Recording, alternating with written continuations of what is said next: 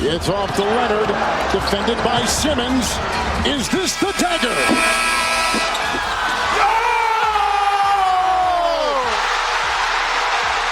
Game!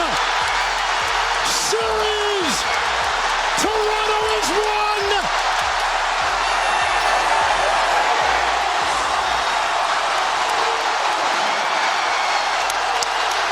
One of the most iconic moments in sports history, and the most iconic moment in the Raptors franchise history, which propelled them to a historic title run in 2019, their first in their franchise. And while Kawhi Leonard left that team that summer as a free agent and the Raptors would no longer be considered title contenders as a result of his departure, having one of the better coaches in the league in Nick Nurse and a winning culture established within their team, and an up-and-coming star in Pascal Siakam as well as Fred VanVleet, two younger project players that show promise like OG Anunoby and Chris Boucher, most still expected the Toronto Raptors to be an underrated, scrappy team that will remain competitive in the Eastern Conference. And even after moving on from their longtime veteran star in Kyle Lowry, finishing 12th in the Eastern Conference in 2021 and securing the number 4 pick in the 2021 draft, most had thought the Raptors would likely be one of the bottom teams in the East in search for more high lottery picks to rebuild for the future.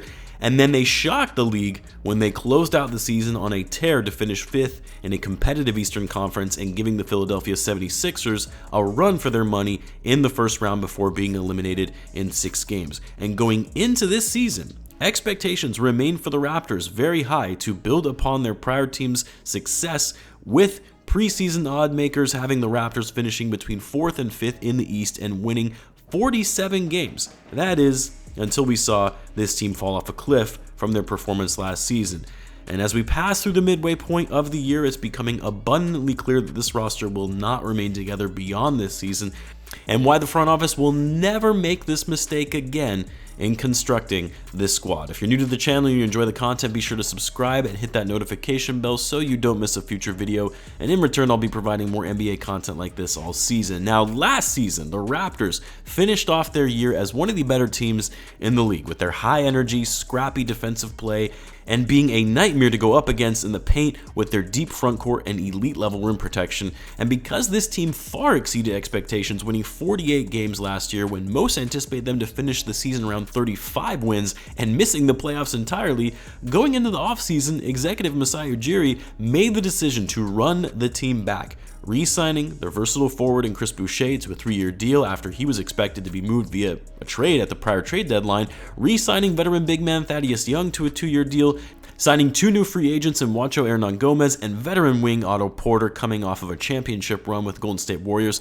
and then drafting yet another big man in the second round of the draft in Christian Coloco out of Arizona. And on paper, this looks like a pretty solid team. An all-NBA caliber player in his prime in Pascal Siakam, one of the better point guards in the league in Fred VanVleet, who was also just selected as an all-star last year, and great complementary role players with sizable depth for a strong rotation. But herein lies the problem that the front office failed to address this past offseason that, simply put, does not work in today's NBA.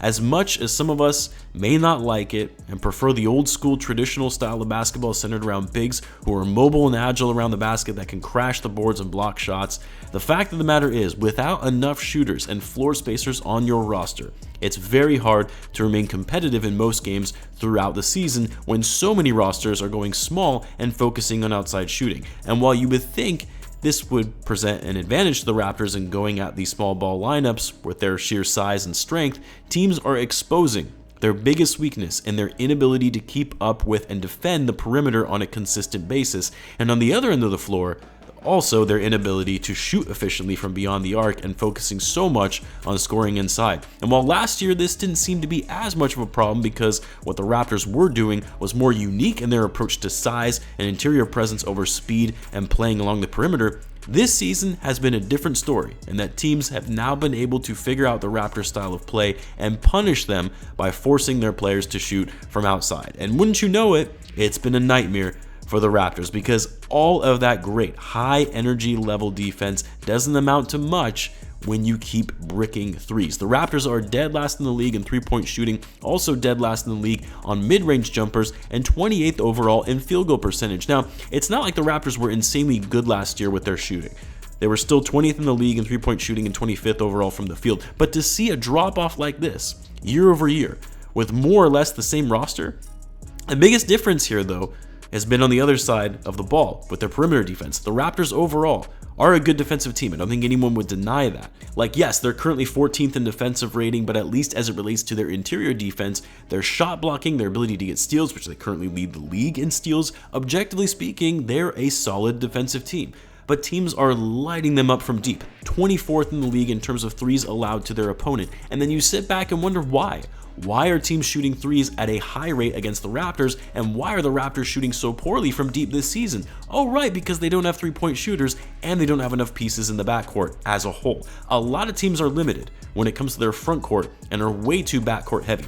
But the Raptors are the complete opposite.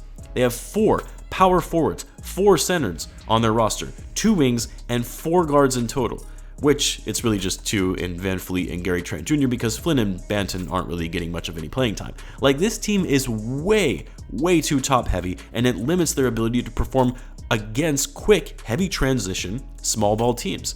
The Raptors are 27th in the league in pace, which is what they were also last year, and it's because, although they're a quick team even for their bigs, their ability to turn defense into offense in transition more often than not leads to turnovers or missed shots on one-and-done possessions.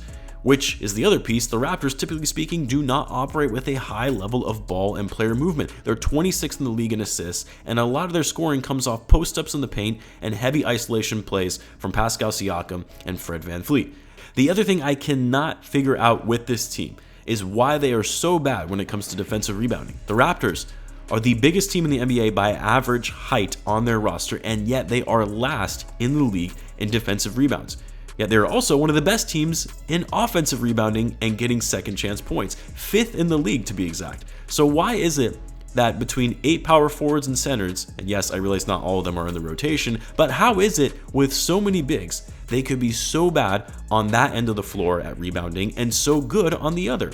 Well, Chris Boucher and Scotty Barnes are one answer. They're some of the better offensive rebounders in the league, as is Siakam. And Thaddeus Young, despite his low minutes, has always been a hustle player who will fight for offensive boards, but that still doesn't explain the massive discrepancy. Well, if you look at the numbers further, you see that the Raptors are actually first in the NBA in terms of field goals attempted by their opponent, but third to last in terms of overall field goal percentage allowed to their opponent, which means that teams are incredibly efficient with their shots that they take against Toronto, with fewer missed shots to allow for the Raptors to grab more defensive rebounds. While the Raptors are so bad on the other hand with their shooting, it means more rebounds are up for grabs on the offensive end. So yet again, in there lies the problem. Not enough shooting, poor roster construction with limited depth in the backcourt, and it also doesn't help that you have a lot of players who are underperforming relative to last season. Scotty Barnes, after winning Rookie of the Year, is hitting a bit of a sophomore wall, struggling with his shot and scoring, as well as not being as efficient on defense. Fred Van Fleet isn't performing as highly as they would like coming off an all-star season, with his numbers down across the board and putting up his worst three-point shooting of his NBA career thus far.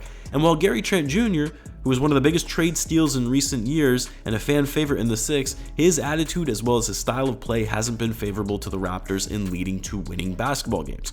OG and Pascal Siakam have both been awesome. Siakam is making his case to be voted to his second All-Star game, and OG Anunoby playing at a borderline Defensive Player of the Year level, but despite their success and showing up well, they're not known for their outside shooting, and while they signed Otto Porter to be one of those 3-and-D shooters that he displayed so well in the Warriors, well, he's barely been able to stay healthy, as has been the case with Otto Porter throughout his career. And the biggest issue in all of this is that the Raptors have most of their roster locked up and committed to guaranteed money for next season as well, some being on player options, some not, and others who will have team options exercised on their rookie deals, which heavily limits their ability to rework their roster and signing free agents with their limited cap space unless they go the trade route, which is most certainly going to be the case as the roster is not going anywhere anytime soon. This will be a cautionary tale from Masai Ujiri and the rest of the Raptors front office that going far too much for size and interior depth and defense over shooting and playmaking in today's NBA is never going to lead to sustained success that is predicated on floor spacing, outside shooting, and small ball offense. And I would be shocked if we don't see the Raptors make a big trade or multiple trades in the coming weeks before the trade deadline. But let me know what you guys think in the comments. Be sure to subscribe, and I'll see you in the next one.